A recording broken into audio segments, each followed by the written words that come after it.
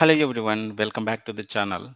Today we are going to understand one of the most important concept in Kubernetes, which is called networking.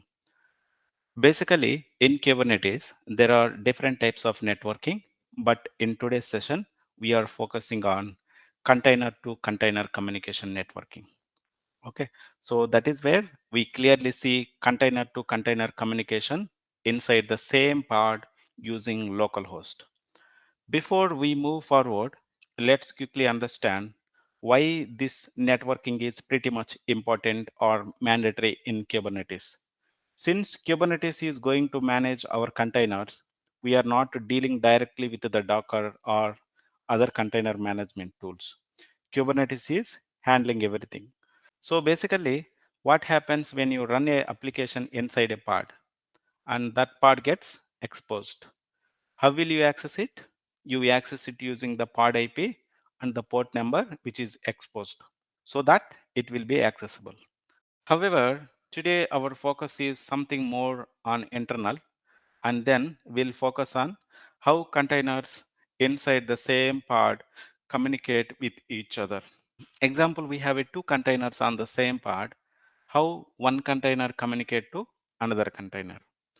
So the core concept here is, as we discussed, a pod can have more than one container. It can have a main car container and a sidecar container. So please remember this clearly. It is very important. Now, if you have two containers inside the same pod and both are running some service or some application, the big question here is how will they communicate? So basically, within the same pod, everything behaves like it is on the same mission. That is where localhost comes into the picture. Inside a pod, containers share the same network namespace. Because of that, if one container exposes a port, the other container can access it using localhost colon port number. Okay. So within the pod, containers can communicate or access each other using the local host. This point you should have to remember. If you have a 10 containers, if you want to access from second container to third container, you should have to use the local host, then the third container port number. Okay. Now let's take a simple example to understand this clearly. We are creating one pod with the two containers. So in the first container, we are running latest Ubuntu image. Okay. And that will be printing a message continuously, which is called, and this is the first container. Okay. So this is the message it is printing. In the second container, we are running Nginx server, which is exposing the port is 80. Okay. So basically port 8 is running only on the container 2. However, since both containers are inside the same pod, we will try to access Nginx from the first container using localhost colon 80. Eventually, you will clearly see how container to container communication will work. Okay. So this is the code which we are using to test the container to container communication.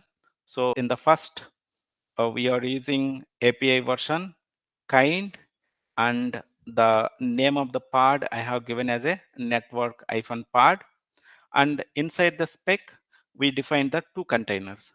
One container is container 1 and second container is container 2. And then we are going to see that startup commands.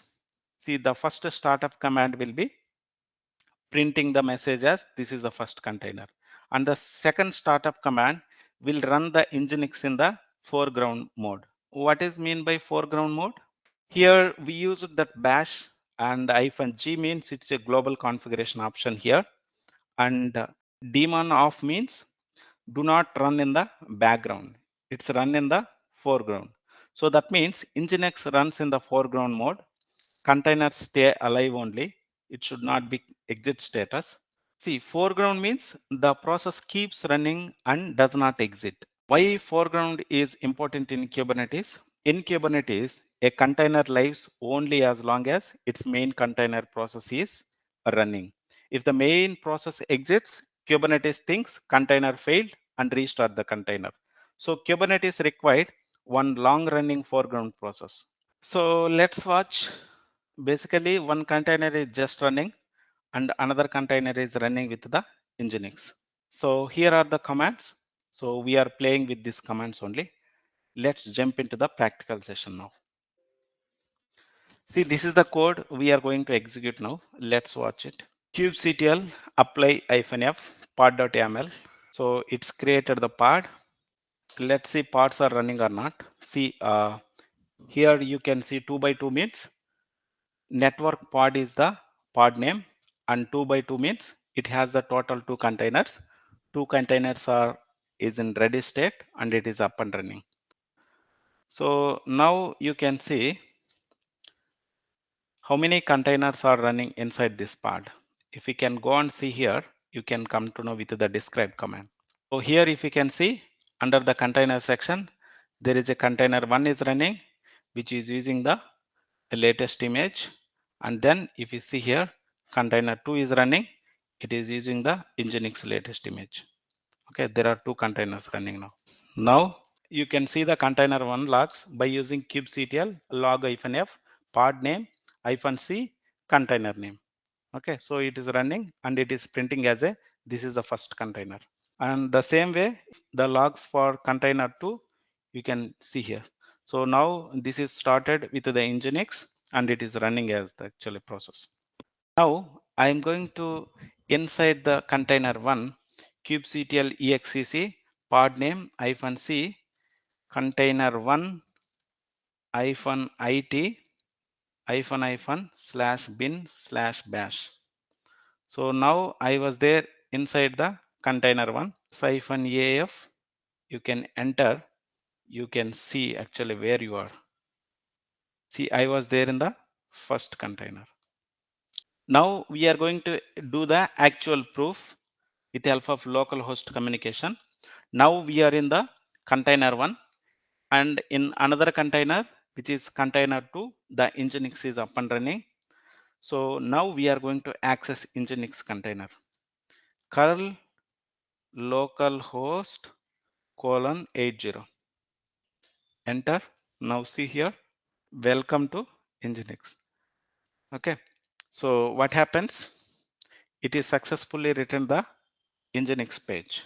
Why? Because within the same pod, everything treated as a local host. The Ubuntu container is able to access the Nginx container by using localhost :80. And even we can use other options also. Curl -I, we can come to know with that 200 OK code. That means the communication was happening successfully. So this clearly proves the within the same pod containers are communicated using the local host. So this is how your main container can talk to your sidecar container. For example, your main application container wants to send logs to the sidecar container. Your sidecar container wants to process data and send it back to that main car container. So that case, all you have to do is expose a port and access it by using localhost :port number. Okay, so whatever the port is running in the other container, it will be accessible. So for developers, this becomes very simple. They just develop application in such a way that if they say localhost with the correct port, it will work. For us, from Kubernetes perspective, if we need such an ability, we just create a pod with the 2 containers. Then using the local host, we can access it. So if I want to access container 1 from the container 2, then you can go to the container 2 using kubectl exec command. From that container 2, you can execute localhost :80. Okay, that means, or you can install httpd in the first container, you can able to access it. Okay, coming to the final summary, within the same pod, the containers can be communicated each other by using localhost. Main container can communicate to sidecar container. Sidecar container can communicate to the main container. No service, no pod IP is required. for internal pod communication. So that is where Kubernetes networking becomes powerful and simple. Example, if you have a two containers, one is main container, another one is sidecar container. If you want to access main container from the sidecar container, you can go to the sidecar container using kubectl exec command, then curl space localhost colon 80. Then you can able to access the main container. Make sure in that main container should have run any service, example Apache or Nginx. Okay, so this was the basics of Kubernetes networking, focused on container to container communication using the local host. If you are keen on Kubernetes, this concept is very important, since eventually you will use the multi-container parts in real-time projects. If you found this video useful, could you please like, share, and subscribe? We will continue more Kubernetes networking concepts in the next video. Thank you, everyone.